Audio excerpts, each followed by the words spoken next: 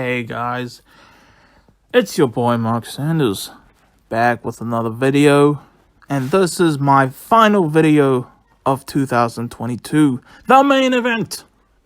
Sorry if I gave you a fright. This is going to be my 2022 movie thoughts / review of Avatar: The Way of Water by James Cameron. Yes, Avatar 2 finally released 13 years later. Amazing. And I did see the first Avatar in cinemas back when that first came out. And I actually did fall asleep in the cinema when I saw the first one in cinemas. Wasn't the movie's fault. I was just tired, okay? But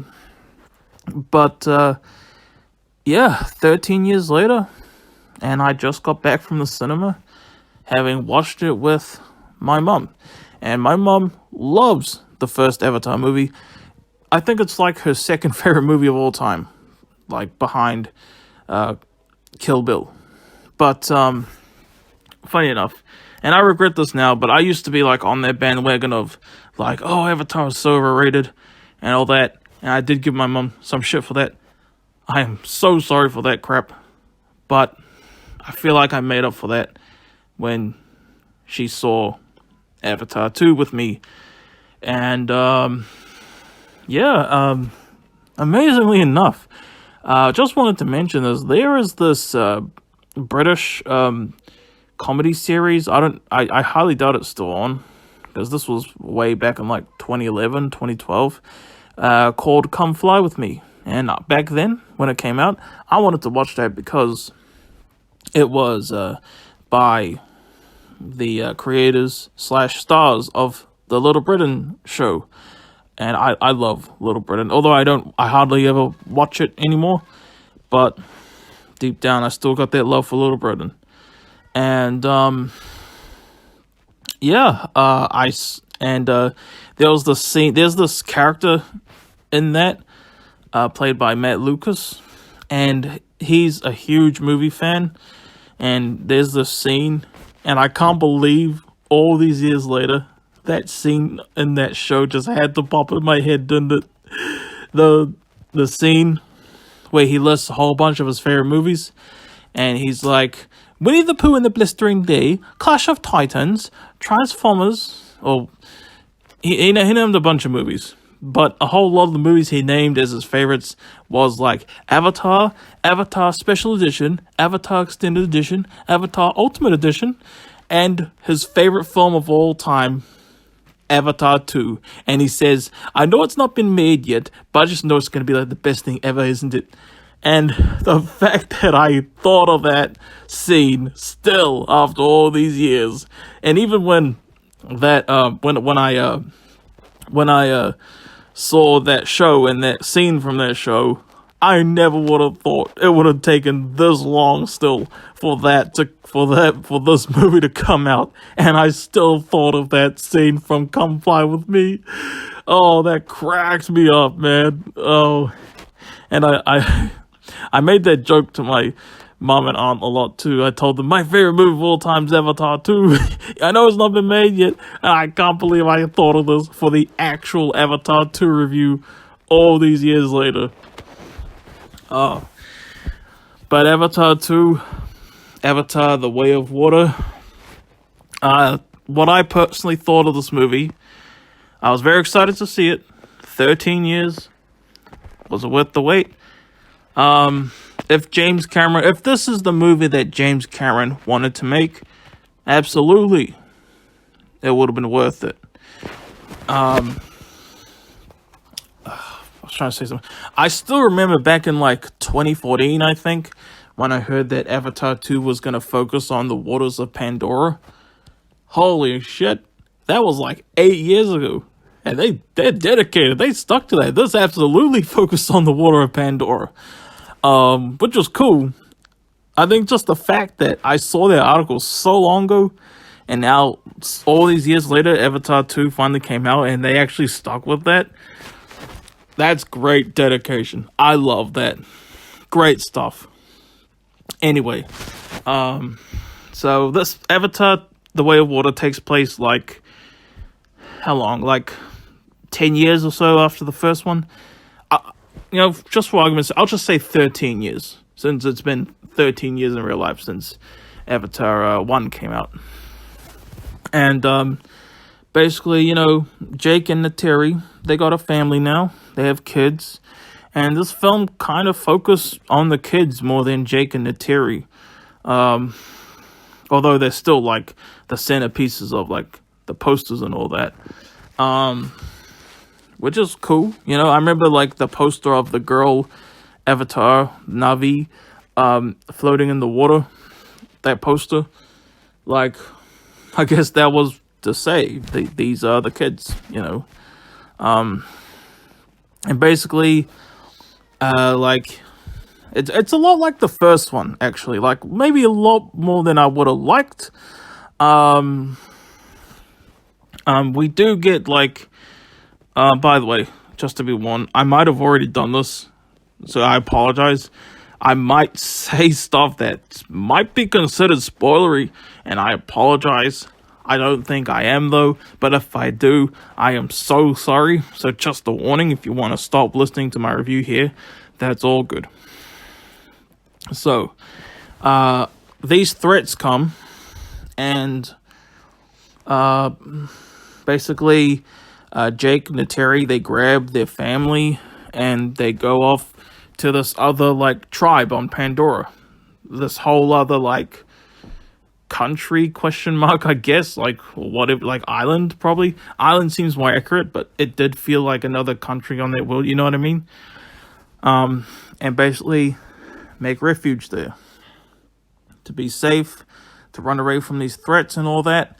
And, oh, by the way, my man, Cliff Curtis, playing that, chief of, the water people, you know what I mean? Oh, I didn't know it was, like, I knew that Cliff Curtis was in it, but I didn't know, like, who he was gonna play. That's the thing about, like, CGI characters. It's like, you don't know certain actors. And I forgot completely about Kate Winslet being in this. I'm pretty sure she plays Cliff Curtis's wife. Anyway, and by the way, there was also like scenes in this movie, and I swear to God that I heard that James Cameron, like a lot of the inspiration for Avatar in general, was because you guys know I'm a New Zealander. I live in New Zealand. That a lot of the inspiration was from Māori people, and yes, it's pronounced Māori, not Maori. Okay. I am half Māori. I'm half white, half Māori. And there were like, they had like the characters and even like animals in this movie had like Māori tattoos and like stuff that Māori people do. Like there's this thing called the haka. They kind of did the. You guys might not. You guys can't see my face, because I'm doing this as an audio review. But like, and that, I know that sounds weird to you probably if you don't understand this culture stuff. But like that was in the movie, and there was also like other like Māori New Zealand like references that like that like other countries. That, like, no offense, like someone from the US, for example, probably would never have understood was like a Māori thing. And I love that so much. And, as a half Māori person, I am Māori, okay? Half Māori, half white. I am still Māori. And, like, I see people, like, calling this movie out for cultural appropriation. It's appreciation. And as a Māori person, I can tell you, this is all right. We don't need you virtue signals, all right, to defend us, because we don't need it. We know it's all in good faith and good love and all that. That stuff is annoying. Freaking virtue signals, man. But, yeah. And also returning cast members, too.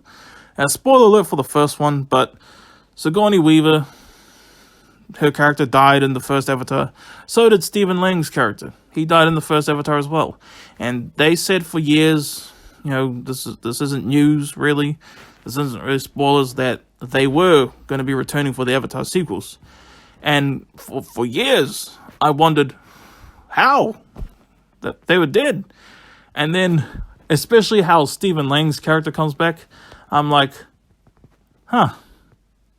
It made perfect sense, but it was like, wow, was that simple all along? You know what I mean? How did I not think of that? That's what it was like. Sigourney Weaver, how she came back. Well, she doesn't come back to life. Spiritual stuff, you know. And beautiful visuals once again. When Jake and his family get to, you know, this other tribe, when they first make refuge there, that's when the movie gets into like just world building stuff and like exploration stuff rather than moving through with the story. Nothing wrong with that at all. Just something I wanted to point out. And oh man, I would have kicked myself if I forgot to mention this. Avatar: The Way of Water has surpassed King Kong 2005 as the longest movie that I personally have seen in cinemas. Yeah, King Kong 2005. I saw that with my whole family back then. And remember, I was born in 1998, so I would have been 7 years old when King Kong 2005 released. Just keep that in mind, because I watched that movie and I absolutely loved it. 3 hours, 7 minutes to a 7-year-old, that feels like an eternity. And the fact that I sat through that long as a kid at 7 years old and still loved King Kong 2005, that's amazing. And I like this too. You know, as an adult, you know, I'm used to like longer movies now, and I'm used to how the world works and all that. So I very much got this one. I didn't really feel that long to me, you know. Of course, my butt was still hurting like crazy once during like the last 40 minutes or so. But you know, and I hope this film does, you know, make enough money to break even. Especially so that James Cameron can finish like his whole 5-film or so structure that he has in mind. So I guess Avatar: The Seed Bearer, 2024. I'll definitely see that. But Avatar 2, The Way of Water, a good film. Nothing amazing, a good film.